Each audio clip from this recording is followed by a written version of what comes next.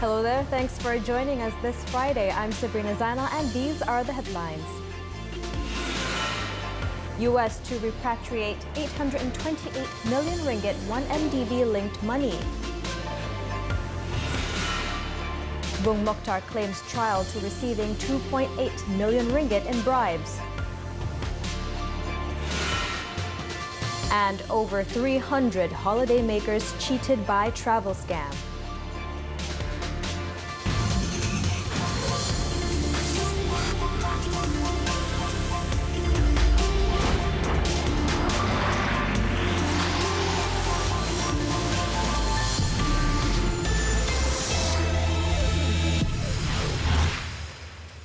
We begin with 7Edition with this story. U.S. authorities are preparing to return about $200 million or 828 million ringgit of funds allegedly misappropriated from One Malaysia Development Berhad or 1MDB to Malaysia.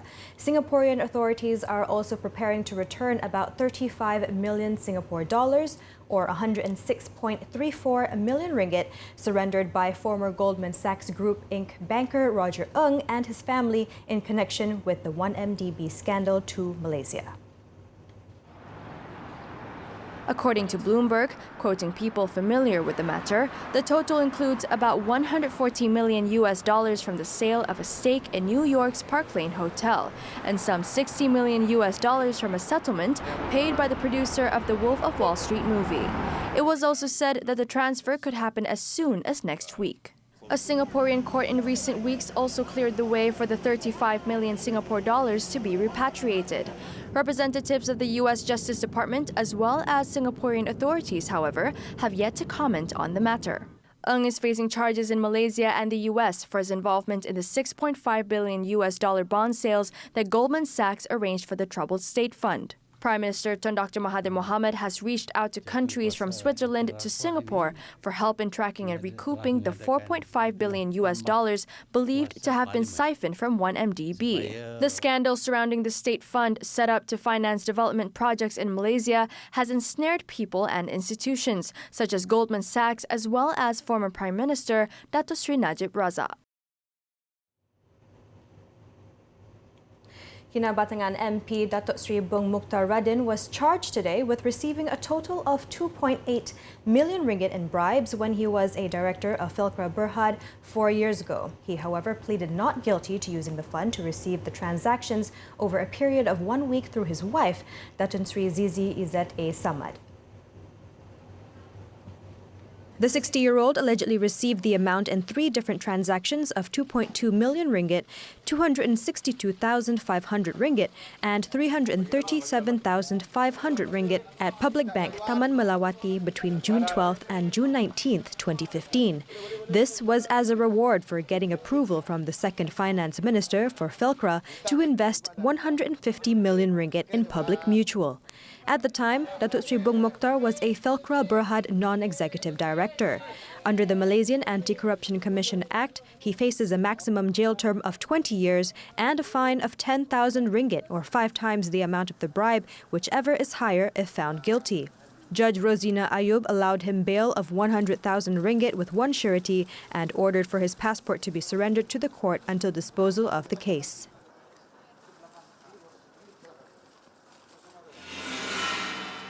Meanwhile, Datuk Sri Zizi was separately charged with 3 counts of allegedly abetting her husband in receiving the 2.8 million ringgit in bribes.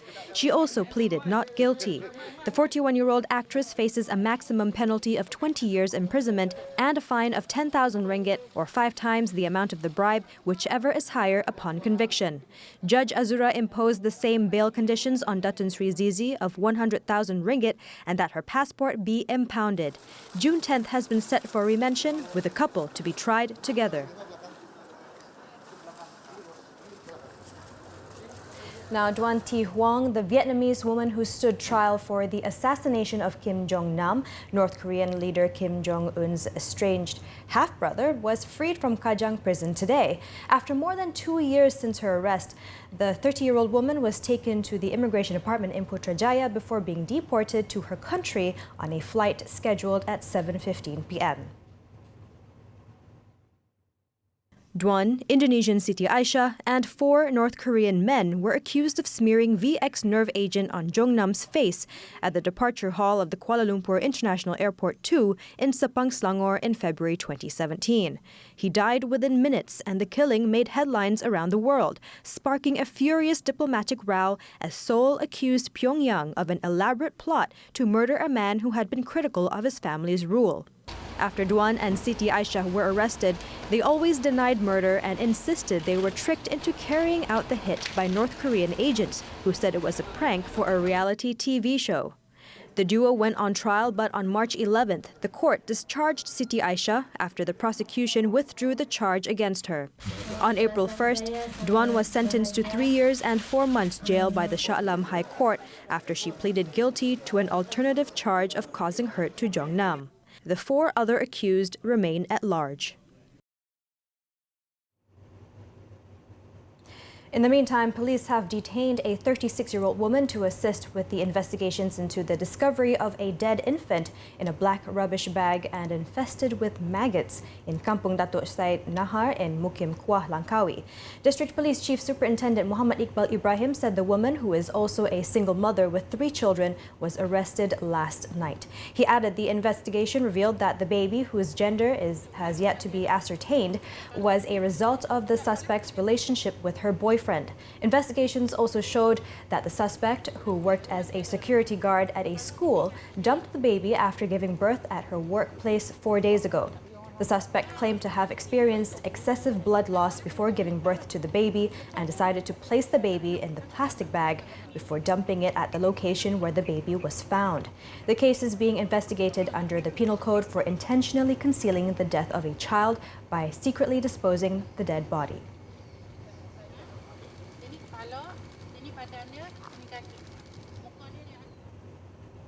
An unidentified man, African man, plunged to his death from the 12th floor of an apartment building in Petaling Jaya, Selangor in an attempt to escape authorities last night. District Police Chief ACP Muhammad Zani Cik Din said the incident occurred during a joint operation carried out by the police and the Immigration Department. Now, the 4-hour operation at the Flora Damansara apartment in Bandar Damansara Perdana was aimed at flushing out illegal immigrants in the area following complaints by local residents.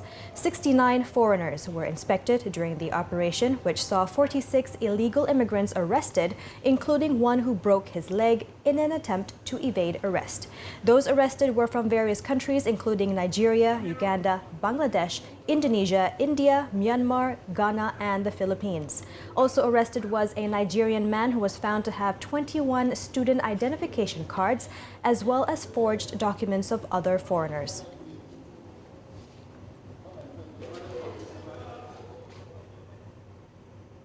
Moving on, the Independent Police Complaints and Misconduct Commission, IPCMC, is not being set up with the aim of punishing members of the force. Home Minister Tan Sri Muhyiddin Yassin, who said that the assumption was that the police would be made targets once the IPCMC was set up, is also totally flawed. Saya yakin ada sedikit sebanyak rasa tidak selesa, bukan tak senang hati dengan penubuhan, tetapi ini perlu diberikan ruang. Bukan tujuan untuk orang kata mengasingkan polis sebagai satu pihak dan lepas tu mengambil langkah-langkah seolah-olah mereka terasa mereka sahaja yang diberikan perhatian khusus dengan sebab masalah-masalah yang berlaku dalam PDRM. Tan Sri Muhyiddin also said he had asked National Governance, Integrity and Anti-Corruption Centre GIACC Director General Tan Sri Abu Qasim Muhammad to conduct a special briefing session with the police on the matter. Yesterday, former Inspector General of Police Tan Sri Muhammad Fuzi Harun said the police would meet with Prime Minister Tun Dr. Mahathir Mohamad to submit its protest over several issues concerning the proposed setting up of the IPCMC.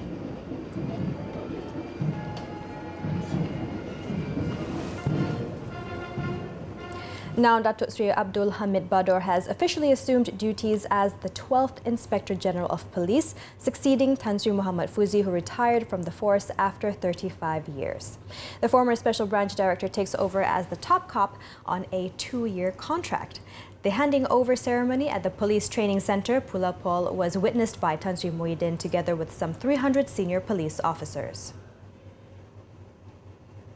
Pastinya tanggungjawab Ketua Polis Negara agak mencabar lagi dengan situasi negara kita pada hari ini, dengan keadaan berbagai-bagai ancaman yang ada di luar. Bagaimana kita nak menentukan situasi negara kita kekal aman. Jadi oleh sebab itu saya mengharapkan dapat kerjasama yang baik dengan Ketua Polis Tan Sri Abdul Hamid dan dapat sama-sama berusaha untuk meningkatkan lagi imej PDRM. The Yang di-Pertuan Agong assented to Datuk Sri Abdul Hamid's appointment on the advice of Prime Minister and the recommendation of the Police Commission. Bukit Aman Special Branch Deputy Director 1, Datuk Ramli Hassan, meanwhile, moves up a notch after being appointed as Acting Special Branch Director.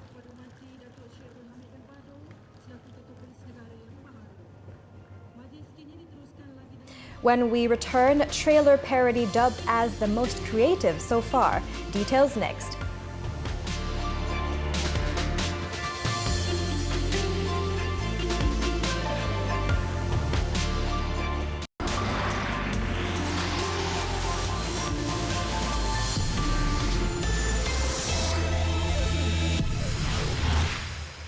Thanks for staying with us. More than 300 people have reportedly suffered losses amounting to 7 million ringgit after falling prey to a travel agency scam, which had promised them tour packages that were too good to be true. Still shaken by the incident, some of the victims who have lodged police reports over the matter sought help from Kepong MP Lim Lip Eng to make their stories heard in a bid to prevent more people from falling victim to the defunct agency's con game. Some of the victims had attempted to seek some compensation from the owner of the travel agency, believed to be a datuk, but was told off and threatened with violence. Kesemua pakej percutian percuma ni bila dituntut sampai sekarang tak boleh digunakan. So, mengikut laporan polis kami telah memberitahu kepada PDRM bahawa kami rasa tertipu. Dia ada mengeluarkan kata-kata yang tak baik lah, kata-kata kesat, dan dia mengugut saya lah. Dia berkata kepada saya, kalau saya berani, saya boleh buat laporan polis. Sebab dia kata alamat saya pun ada, alamat rumah saya ada. Dia kata, you boleh buat laporan polis. Bermakna maksudnya macam dia boleh cari saya lah. It was learnt that the agency has ceased operations since November but continues to advertise its travel packages for local and international destinations. Some of the packages were even offered for free in exchange for membership. A number of police reports have also been lodged and are being investigated by authorities.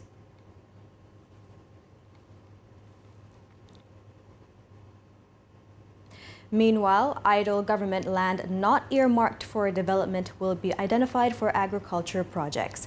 Economic Affairs Minister Datuk Sri Muhammad Azmin Ali said the idea is to provide opportunities for farmers and smallholders to use these lands to increase their income and the country's crop yields. Speaking at a joint press conference with Agriculture and Agro-Based Industry Minister Datuk Salahuddin Ayub after a strategic discussion between both ministries in Putrajaya today, Datuk Sri Azmin said the discussion was held following the Felda White Paper tabled last month, which opened the door to introduce new crops that could provide yields in a shorter period under the new revenue program. Kita tidak dimaklumkan keluasan yang telah dikenal pasti, tetapi menurut maklumat awal, banyak tanah-tanah milik kerajaan yang tidak dibangunkan selama ini dan tidak ada plan pembangunan untuk satu tempoh yang akan datang. Jadi lebih baik kita bangunkan tanah-tanah ini untuk pertanian, dan kementerian dengan kemahiran dan kepakaran mereka akan menentukan kesuburan tanah itu untuk industri tertentu bagi memajukan sektor pertanian negara. He also said a special committee between both ministries would be formed and headed by the Secretaries General of both ministries to mobilize a program involving a 1 billion ringgit allocation for 4 years until 2022. Meanwhile, Datuk Salahuddin said growing of crops with short-term yields, including turmeric, ginger, lemongrass and high-valued vegetables, will be implemented systematically under the program. Untuk tanaman kekal, kita akan pergi melihat kepada potensi durian, jackfruit, nangka madu kita G33 dan juga tanaman-tanaman kontan yang lain yang kita rasakan penting untuk kita membantu industri. Sebagai contohnya industri makanan binatang, iaitu kita akan pergi kepada melihat potensi ditanam jagung bijian yang boleh digunakan untuk membuat makanan ternakan.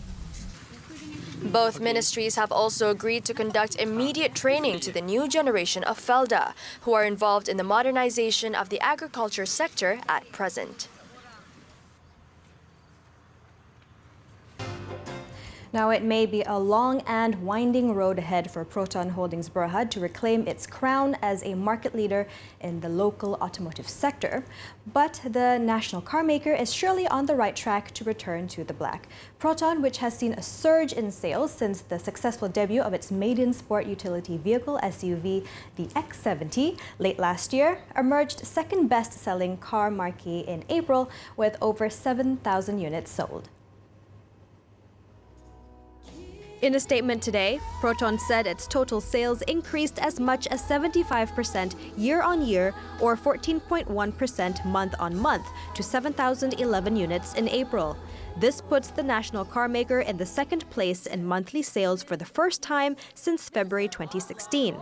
Proton added that the stellar performance was driven by the sales of the Proton Saga and the Proton X70, as well as the newly launched Proton Iris and Persona recently. This was achieved despite a downturn in total industry volume that contracted by 6.2%, making Proton the only automotive brand ranked in the top 5 to record positive growth.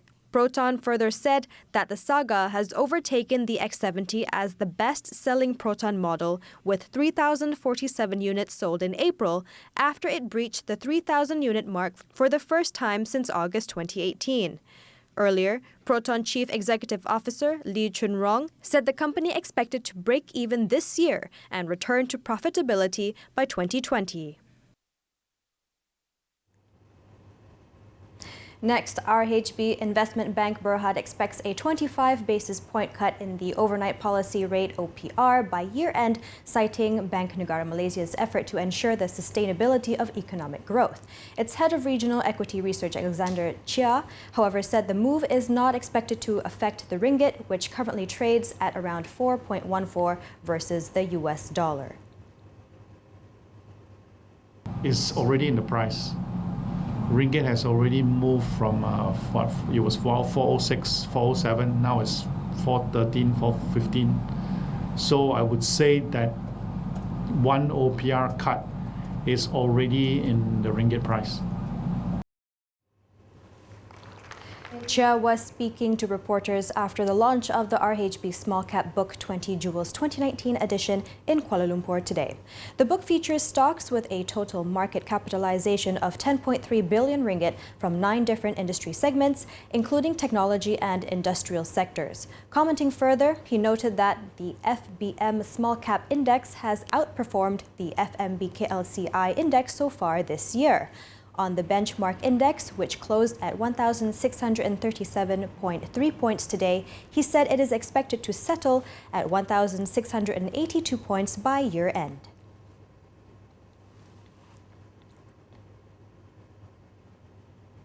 After the break, Cyclone Fani slams into eastern India. We'll be right back.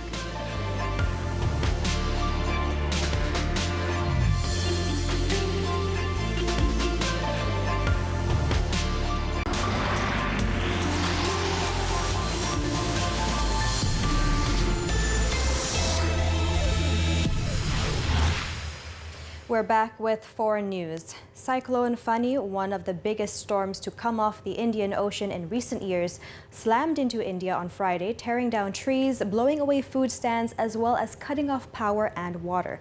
The monster weather system, which threatened to bring a dangerous storm surge that could flood low-lying areas, was packing winds of up to 180 kilometers an hour as it ripped into the country's east coast. However, no casualties have been reported so far. Nearly 800,000 people in eastern India have been evacuated from at least 13 districts of Odisha, home to 46 million people, which will bear the brunt of the weather system. According to forecasters, the areas could see gusts of up to 200 kilometers per hour, equivalent in strength to a Category 3 to 4 hurricane. Hundreds of thousands more people in West Bengal state have also been given orders to flee, while special teams were moving through holiday villages, urging tourists to get to safety. Fani was expected to barrel northeastwards into West Bengal state and towards Bangladesh on a trajectory that will take over the homes of 100 million people. Following this, meteorologists have warned of the total destruction of thatched houses, the uprooting of power and communication poles, the flooding of escape routes, and damage to crops in some areas. Dubbed as the monster weather system, Fani made landfall in Hindu holy town of Puri, a major tourist destination on the coast that attracts millions of visitors every year. Meanwhile, in Bangladesh, authorities said that more than 4,000 cyclone shelters have been opened in 19 coastal districts. The country's Weather Bureau has told deep-sea fishing vessels to stay near the coast, while inland water transport activities were suspended.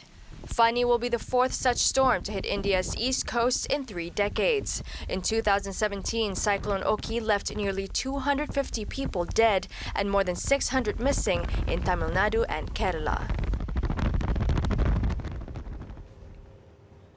Now, the Spanish government said Thursday it would not hand over Venezuelan opposition figure Leopoldo Lopez, who is wanted by authorities in Caracas but has taken refuge in Madrid's embassy in Caracas. In a statement by the Spanish foreign minister, he said that the government does not envisage in any circumstances handing over Lopez to the Venezuelan authorities, nor asking him to leave the ambassador's residence. Lopez emerged on Tuesday from 2 years of house arrest to join opposition leader Juan Guaido at a demonstration as the National Assembly president tried to incite a military uprising against Venezuelan President Nicolas Maduro. Later that day, Lopez sought refuge in the Chilean embassy with his wife and daughter before moving to the Spanish embassy. Lopez was arrested in 2014, accused of fueling violent protests that left dozens of people dead that year. He was handed a nearly 14-year sentence in 2015 and then transferred to house arrest in 2017.